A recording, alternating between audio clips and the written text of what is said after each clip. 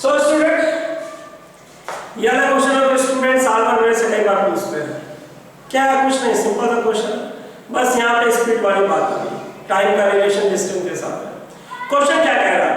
A person is standing on the top of a tower.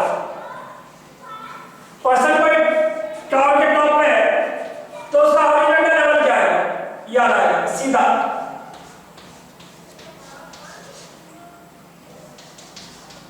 ठीक है, अब क्या किया उस पर्सन ने, और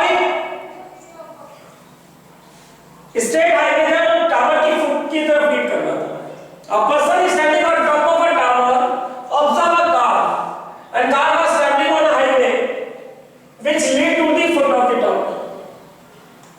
तो उस आदमी ने जब कार को पहली बार देखा तो एंगल उसका मिला 30 degree. He found angle of depression 30 degree। 6 second बाद, 6 सेकंड बाद उसने कार को वापस देखा, तो 6 second car was travelling with uniform speed toward the tower. तो जब 6 सेकंड बाद वो वापस देखेगा तो कार यहां तो रहेगी नहीं, कार यूनिफॉर्म स्पीड से चल रही थी, तो कार 6 सेकंड बाद मान लेते हैं यहां पे आ जाती है। Then he found the angle of elevation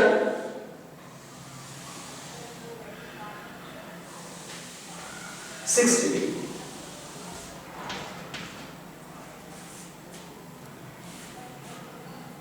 तो यह कार यहां से यहां हुई, जिसके कारण एंगल 30 से 60 हो गया। तो कार की जब पोजीशन चेंज हुई, जिसके कारण एंगल चेंज हुआ, तो ये पोजीशन कितने टाइम में चेंज हुई? 6 सेकंड बाद। क्वेश्चन में साफ दे रखा है, a person is standing on top of a tower, observe a car which is traveling on a straight highway which leads foot of the tower। जब पहली बार पर्सन ने देखा तो he observed a car at angle of depression of 30 degree। 6 second letter, अब 6 second letter car ने कुछ distance travel की हुई, यहां पे आ गए, he observed the angle of depression comes out to be 60 degree। तो अब आपको यहां से बताना कि कार को यहां तक फुट ऑफ टावर तक आने में कितना टाइम लगेगा। Then find the time travel by car to reach the foot of the tower। हमें इंफॉर्मेशन टाइम में दे रखी है 6 सेकंड। हम मान रहे जो ये एंगल चेंज हुआ, एंगल चेंज हुआ A से B, ये डिस्टेंस कार ने कितनी चली, हम इसको मान लेते हैं x मीटर। तो 6 सेकंड में कार ने x मीटर का मूवमेंट किया, डिस्प्लेसमेंट किया, जिससे एंगल चेंज। अब रिमेनिंग, क्योंकि टाइम की बात है और हाइट एंड डिस्टेंस ले सकते हैं, टाइम को डायरेक्ट ला नहीं सकते। Remaining distance foot of tower की हम मान लेते हैं यहां से y डिस्टेंस। अब जो कार को डिस्टेंस चलनी वो y मीटर, और इस टावर की हाइट को अपन मान लेते हैं क्या? हाइट ऑफ टावर की, इस हाइट को अपन मान लेते हैं h। तो हाइट ऑफ टावर अपनी हो गई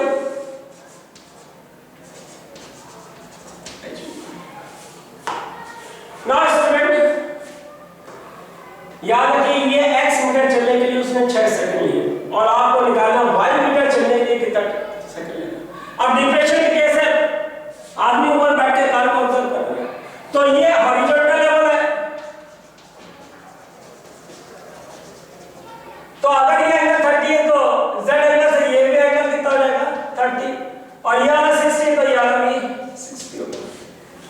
तो y के लिए टाइम निकालना तो हम क्या करेंगे, x और y में एक इक्वेशन बना लेंगे, क्योंकि x टाइम से रिलेटेड है, तो y को अगर x से जोड़ देंगे तो y टाइम से जुड़ जाएगा।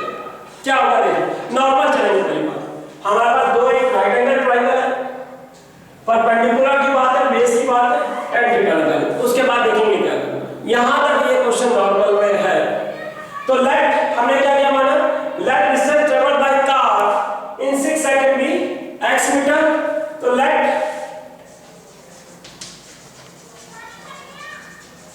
Distance travelled by car in 6 seconds x meter, remaining distance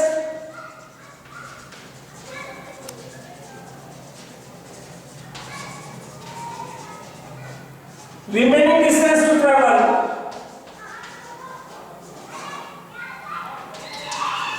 y meter and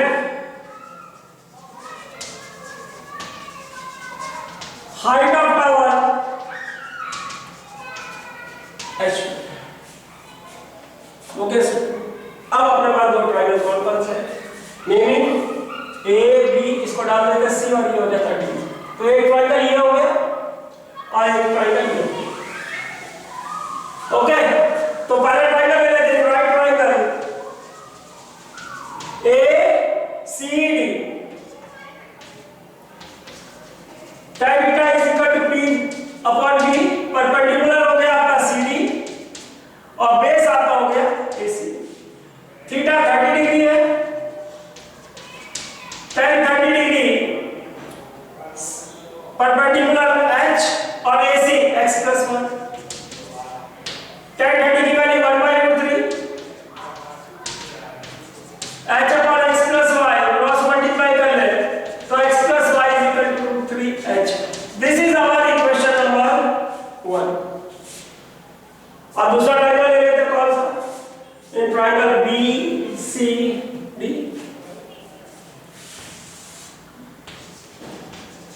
in right triangle BCD, again tan theta is equal to P by B, that is CD upon BC। Theta इसका 60 degree है, tan 60 degree CD H हो गई और BC हो गई y। tan 60 की value √3, that is √3 is equal to H by y, cross multiply कर ले तो H is equal to √3y। Equation number 2। जैसा मेरी आदत है, दो ट्रायंगल पिक करता हूं, दोनों में इक्वेशन बनाता हूं, क्रॉस मल्टीप्लाई, उसके बाद देखता हूं निकालना हमें x और y में रिलेशन, क्योंकि y के लिए टाइम निकालना, time is related to x, कि x मिनट चलने के लिए 6 सेकंड लगे। तो अगर y का कंपैरिजन x से निकाल ले तो हमारा कम हो जाएगा। तो हम क्या करेंगे, रिलेशन बनाएंगे x और y में, उसके लिए h को एलिमिनेट करेंगे। तो इक्वेशन नंबर 2 से h की वैल्यू यहां पर पुट करेंगे, क्योंकि हमें x और y में रिलेशन चाहिए, तो h को हटाएंगे। तो यूजिंग 2 in 1,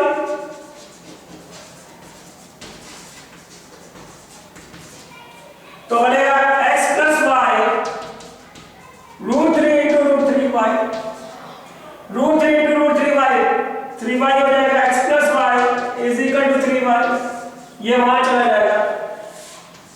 तो indirectly x is equal to 3y minus y, that is x is equal to 2y, और h by 2 is equal to y, that is y जो डिस्टेंस है वो x की हाफ है ना, y जो डिस्टेंस है वो x का हाफ है। अब खुद का लगाइए, अगर x चलने के लिए 6 सेकंड लेगा तो उसका हाफ चलने के लिए कितना लेगा? 3 सेकंड। पर इसको ऐसा नहीं लिखेंगे, यहां पे x की जगह 6 लिख देंगे, ये नहीं, x आपका मीटर में और टाइम में 6, ऐसे नहीं लिखेंगे, यूनिटी मेथड लगाएंगे इसके लिए। वैसे आपको बता दिया है, अगर x चलने के लिए 6 सेकंड है और x का आधा डिस्टेंस चलेंगे तो कितना सेकंड है? 3। तो आंसर हो गया y चलने के लिए 3 सेकंड, तो टोटल टाइम क्या हो जाएगा? 6 + 3 9 सेकंड। पर यूनिटी मेथड से लगाएंगे, तो यूनिटी मेथड कैसे लगाएंगे अभी देख लेते हैं। डिस्टेंस और टाइम में यूनिटी मेथड लगाएंगे। To travel x metre, time taken 6 second. To travel 1 metre, unity method मतलब एक के लिए, तो time taken 6/x, and to travel y metre, that is 6/x into y। और y की वैल्यू क्या है? फ्रॉम इक्वेशन नंबर 3 y की वैल्यू पुट कर देंगे क्या? x/2, that is 6/x into x/2। तो ये कटे कितना आएगा? 3, और ये क्या है? टाइम। तो 10 y में चलने के लिए टाइम कितना लगा? 10 to travel y, time taken 3 second.